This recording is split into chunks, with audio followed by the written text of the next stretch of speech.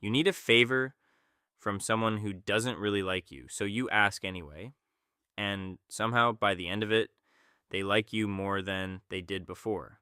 Strange, right? You'd expect the opposite. Giving something away should make a person resent you a little, not warm up to you.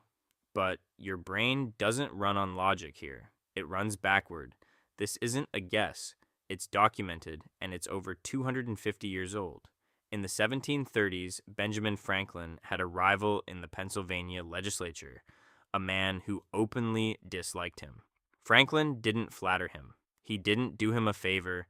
Instead, he asked the man to lend him a rare book from his library. The rival agreed. A week later, Franklin returned it with a short note of thanks. The next time they met, the rival spoke to him warmly. The two became allies. Franklin later wrote that he who has once done you a kindness will be more ready to do you another than the one you yourself have obliged. Why would that work? Shouldn't doing someone a favor make you resent them, not adore them?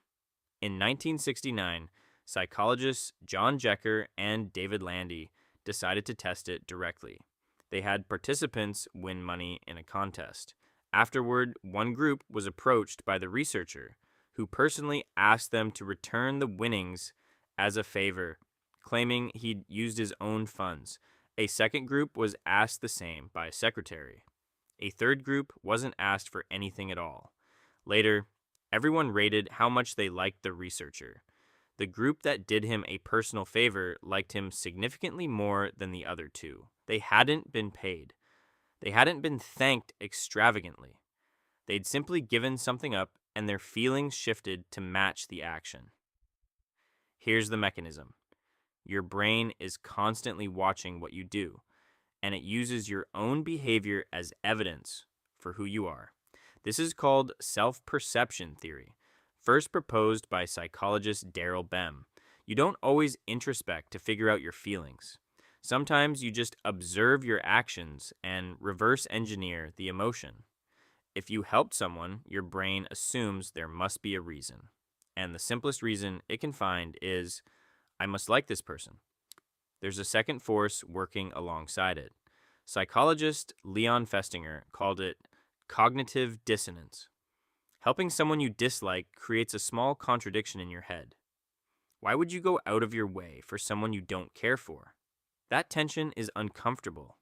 Your brain doesn't like holding two conflicting beliefs at once, so it resolves the discomfort the easiest way it can. Not by regretting the favor, by upgrading the person. Think about how often this plays out without you noticing. The classmate you used to ignore until you lent them your notes one time and now you're friendly.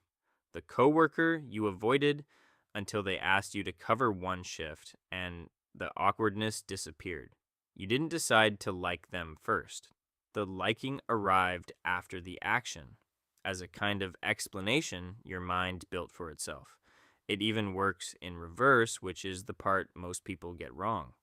We assume kindness creates connection, but research on betrayal shows the opposite move too. Harm someone, and your brain often rewrites the story to justify it, sometimes by liking that person even less. Your actions don't just reflect your feelings, they manufacture them.